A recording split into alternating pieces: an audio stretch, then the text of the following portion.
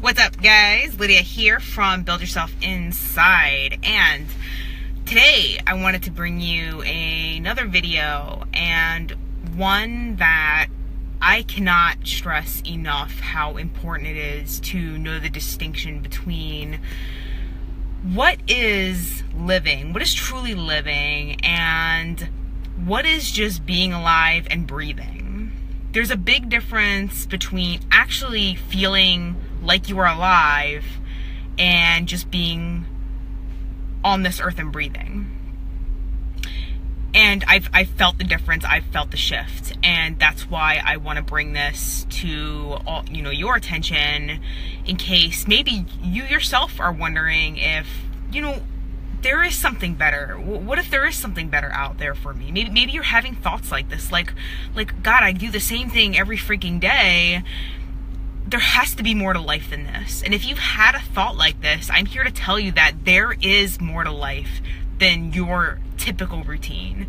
And I can't tell you enough how deteriorating it is for you to have a routine, to have such a solid routine that you've had for so long. It's great to have structure, but this needs to be flexible. You need to be able to experience new things and try new things. If you're always doing the same damn thing over and over again, you're just going to get comfortable with that. And when you're comfortable, you're not going to feel like you're alive. And let me give you my definition of what it's truly felt like to be living.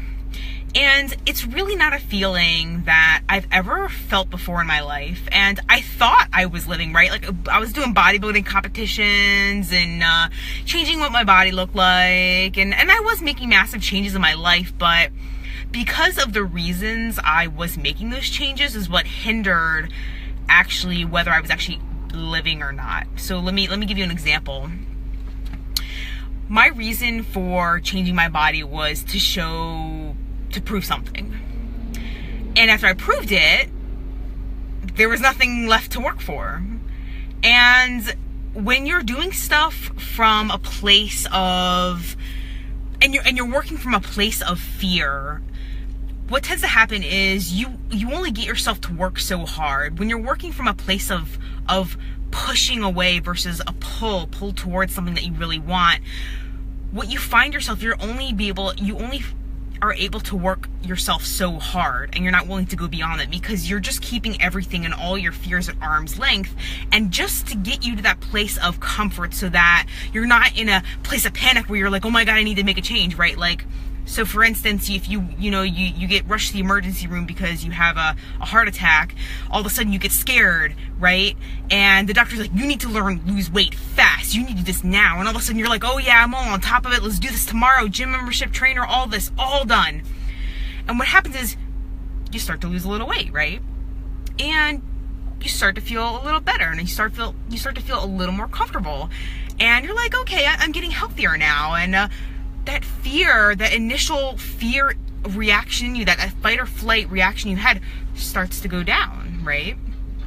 And you start to get more comfortable. And then it happens again, right? Like, you start to go back to old habits, so it happens again. This is what happens here when you're working from a place of just panic and fear all the time, and you're constantly in a state of anxiety, and you're just working to make sure that something doesn't happen versus trying to work for something that you do want to happen, right? We all know what we don't want, but what do you want, right?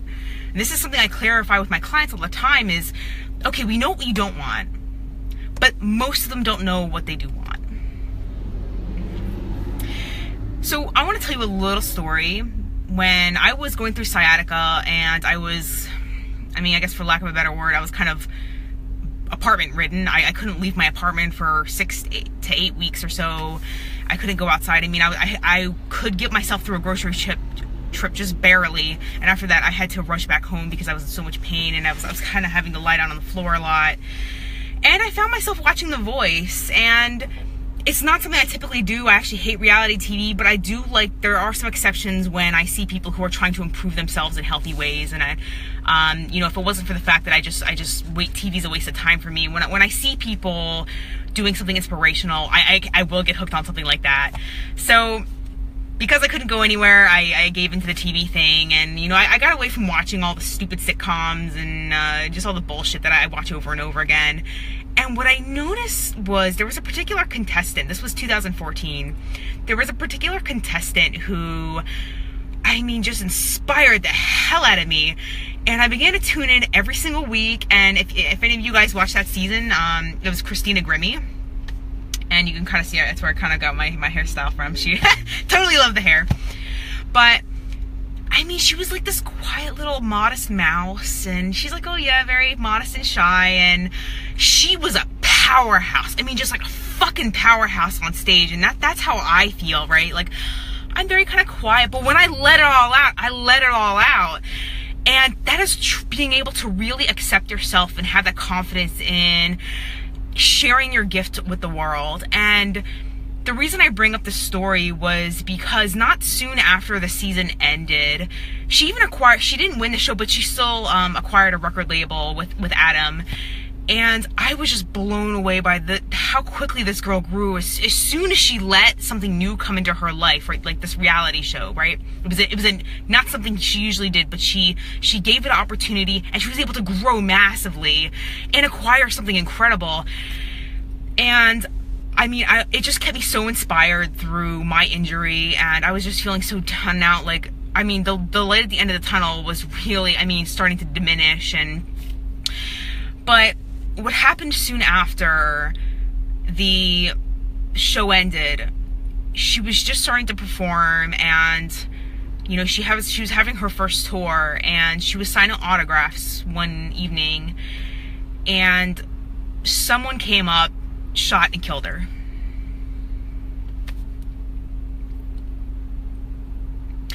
Here we are, 21-year-old girl, came out of the woodworks, fucking powerhouse, blowing the world away with her voice. And just like that, some YouTube hater, came out, walked right up to her while she was doing autograph signings, and blew her, just killed her. And her brother tried to jump in front and defend her, and it wasn't, you know, I think he got away okay. I don't think he got shot, but he couldn't protect his sister. And I cried for 2 days. For 2 days, I was just a fucking mess. And not because an idol of mine was killed, okay? It's much more to that, okay? Like, I was sobbing because how quickly she came and how quickly she went away, and completely robbed at a young age of some amazing talent, of amazing gift that she was sharing, or just starting to share with the world. And I put myself in her shoes. I was like, oh my God, I truly have something that I can really help and change people's lives. And to have that taken away, to have myself taken away from my clients, or to the people who I inspire, and to the people who send me messages and say thank you, and you're a true inspiration, you're really doing a great thing. I mean, that is where I was just like, oh my God. And all the bullshit that's left walking around on this planet that's not doing anything to help anyone else really began to make me think about how short a time that we have on this planet, and what are you doing with it? I mean, are you doing stuff to contribute? Are you doing other things besides just sitting on your ass? I mean, if you're trying to work on yourself and you're trying to help yourself, you're going to be inspiring someone somewhere. And the way I really think about it is all successful people, all business owners and entrepreneurs and people who have really conquered life, all contemplate their deaths. They all do this, and they all face reality, right? I mean, I got a kick in the ass when I had a near-death experience about 3 years ago, and I was rushed away in an ambulance, and you know, my whole life literally flashed before my eyes, and all my regrets and everything came to surface really quickly, and that's when I made a really quick shift. But you know, it's my goal to not have people have to go through that in order to change their lives, and that's why I share my story with so many people, so that you don't have to be in this fight or flight, this facing death scenario, which you can experience without even actually facing death. If you're a spiritual person, if you suddenly have the one thing that defines you robbed, taken away from you, then all of a sudden that's basically facing death. And I've had that happen as well, multiple times. So other than the actual health risks that I've taken with myself and that have landed me in the hospital multiple times, I've been backed up against the corner multiple times. And I want you to think about what you're doing right now. Like, do you feel like you're alive? Do you feel like you are comfortable, right? Because if you're comfortable, you're not living. I can tell you that right now, you're not living if you're comfortable. And that is why it is important to use your fears as a red flag and not something, not as a defect. Your fears are not a defect of you. They're simply there to tell you that there's something that you need to overcome in order to experience something further, in order to experience something maybe you haven't yet experienced in your life. And when you have an experience of something that you've never experienced before, whether it's negative or positive, that is going to be living, because you either learn from it and grow from it, or you prosper from it, right? Now, what I ended up doing, and what I keep telling people is, like, I was hesitant in making bold moves in my life. I knew when I finally decided that I wasn't going to work for someone else until I was 60 and then hope that I had enough money to retire and live the life that I want, I took matters into my own hands. And, shout out to my mentor, Jeff, who said to me, you may not live to see retirement. And that changed everything. Right in that moment, that changed everything. And the minute I cashed out my retirement and invested into my account and created a business account and put it all in there and started utilizing it and sort of building everything, I felt like I jumped out of an airplane and I'm still falling. Like, literally right now, I'm still falling, and I never know what to expect every single day. And I never know who's going to come into my life or leave or whatever. The thing is, it doesn't matter, because I know what happens is what happens for the best for both parties. So, like I said, like, it feels like I'm living every single day now, because not only am I just actually acknowledging my fears and confronting them, but I'm also not giving a shit about what other people think. I'm not letting what other people's what ifs and stuff hinder my progress. Or even if people who want the same thing, I'm getting a lot of people who want to team up and partner with me, and they're throwing a lot of maybes and ifs at me, and hey, there's nothing wrong with you. We're just in a different place. I am in a place where this is the only thing I can see. Like, it's literally tunnel vision right now. Literally tunnel vision. I mean, I'm not watching TV. There's no radio.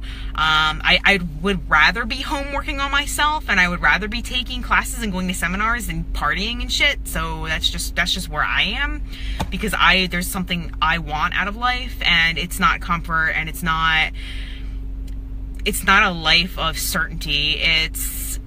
It's a life of variety. It's traveling, it's seeing the world, it's going above and beyond my own abilities, and it's impacting it's impacting as many people as I possibly fucking can. I mean, I don't have a limit. I mean, it's just whatever comes to me, whoever comes to me, like, I'm there to help you if you want help. So, and also, feel free to start attending my seminars and workshops that I'm putting together. I'll be announcing those very soon on my website, so check that out. I will put the link in the description.